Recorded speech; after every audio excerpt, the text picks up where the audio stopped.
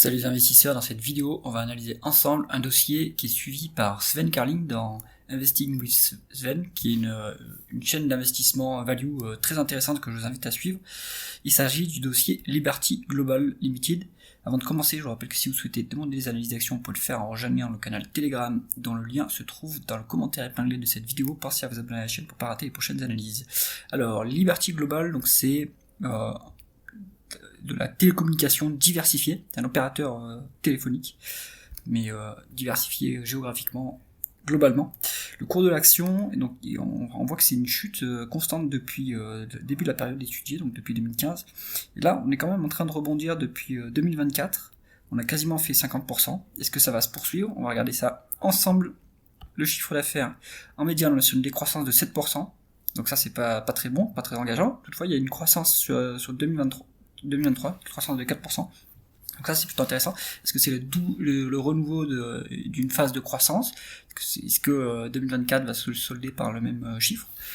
Ça reste à voir, mais on voit qu'en tout cas, c'est assez cyclique comme activité. Il y a une forte décroissance en 2022. Donc là, qu'est-ce qui s'est passé? Il faut aller analyser le dossier pour comprendre ce qui s'est passé donc dans les rapports financiers.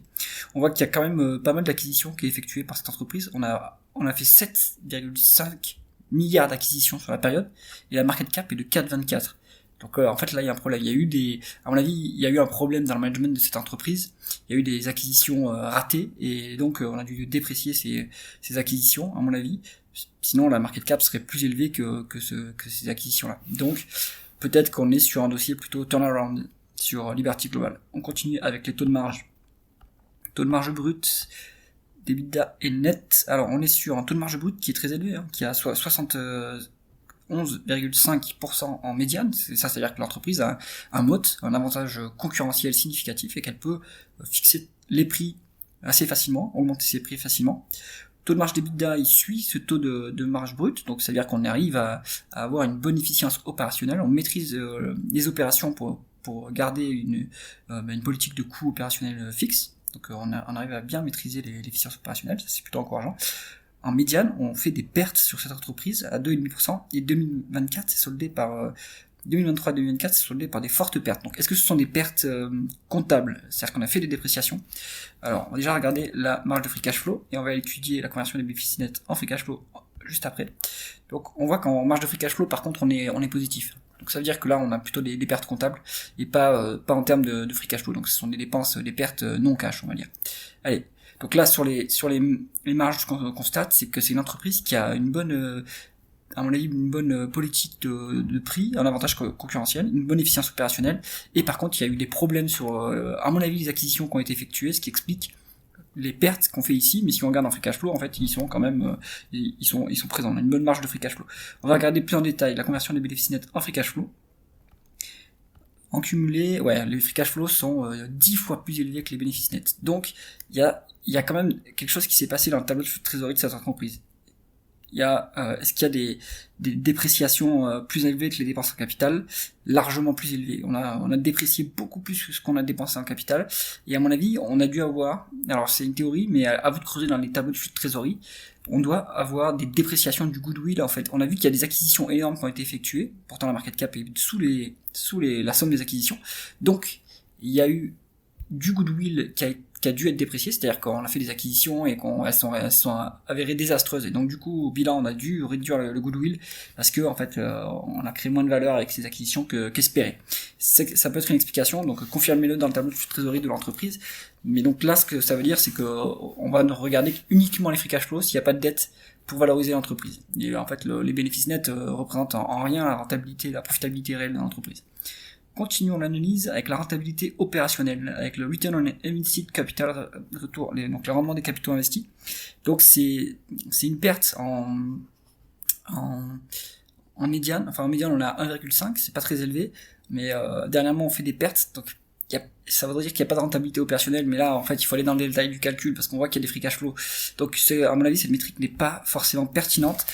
Est-ce qu'on peut essayer de regarder ce qui se passe en return on equity, mais il faudra tenir compte de la dette s'il y en a éventuellement. Le ROE pareil est négatif, on fait des pertes comptables, donc en fait on peut pas estimer la rentabilité avec un ROIC ni un ROE en fait sur cette entreprise. potentiellement avec le ROCE, alors je me souviens plus du calcul pour le ROCE, mais donc c'est pas ça le ROCE, c'est pas Return on Common Equity, c'est Return on Capital Employed, mais c'est pas disponible sur Coifin.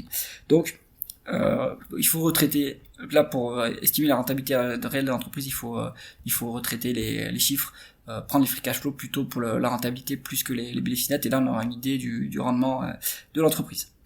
Continuons avec l'endettement du groupe, on est sur une dette qui est quand même élevée, hein. Elle est quand même très élevée, on a plus de 7 fois les EBITDA en dette nette.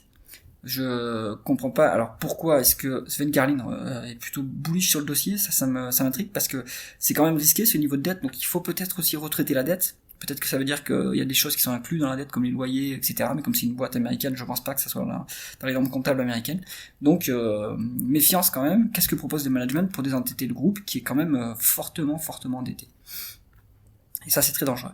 Continuons avec, alors c'est peut-être un jeu d'actifs, en fait. Il y a peut-être des actifs cachés au bilan que l'entreprise va pouvoir valoriser, peut-être en les sortant, en faisant des spin-offs, etc. Donc ça, c'est quelque chose à creuser. De l'autre côté, on va regarder ce qui se passe en termes de retour de l'actionnaire. Donc il n'y a pas de dividende qui est payé, donc ça c'est quand même simple, parce qu'on doit rembourser la dette, il vaut mieux pas payer de dividende dans ce cas-là. Et en termes de rachat d'actions, on rachète les actions depuis assez longtemps sur ce dossier, donc plus de 20 ans peut-être, ouais, donc en fait plus de 10 ans en tout cas. On est sur, non en fait depuis 2016 on rachète des actions. Donc les free cash flow, à mon avis, ne le permettent pas, vu qu'il y a un niveau d'endettement très élevé. Il faudrait quand même garder des free cash flow pour rembourser la dette. Donc, mais en tout cas, on a divisé le nombre d'actions par 3 depuis 2016. Donc, ça c'est énorme, mais il faut quand même rembourser la dette. Du coup, ça nous donne un rendement de l'actionnaire qui est hyper élevé, ouais, 105%. Là, pareil, le calcul, il faut rentrer dans le détail parce que on a une forte hausse de la dette également, donc je pense qu'on va pas tenir compte de ce rendement de l'actionnaire. Toujours est-il que le seul retour, même pas tangible, à l'actionnaire qu'on a sur le dossier pour l'instant, c'est des rachats d'actions. Est-ce que le dossier est chèrement valorisé en valeur d'entreprise sur EBITDA? Et en fait, c'est un peu démentiel parce qu'on est sur une médiane de 11,1 et à l'heure actuelle, on est sur du 31 en valeur d'entreprise sur EBITDA. Donc, conclusion du dossier Liberty Global. À mon avis, c'est un dossier où on peut pas se fier directement à ces métriques sur Coifin. Il va falloir peut-être plus creuser dans le bilan d'entreprise et voir si c'est pas plutôt un dossier situation spéciale qui va faire que en fait on va créer de la valeur en cédant des actifs et remboursant la dette. Donc c'est peut-être un dossier comme ça. Creusez-le de votre côté. Moi, cette vidéo, c'était juste pour susciter l'intérêt, voir s'il y avait quelque chose qui sautait aux yeux d'un point de vue métrique à première vue sur Coifin. C'est pas le cas. Je pense qu'il y a quand même un intérêt au dossier, mais il m'échappe en tout cas dans cette analyse. Si vous avez aimé la vidéo, mettez un pouce vers le haut et pensez à vous abonner à la chaîne. À bientôt.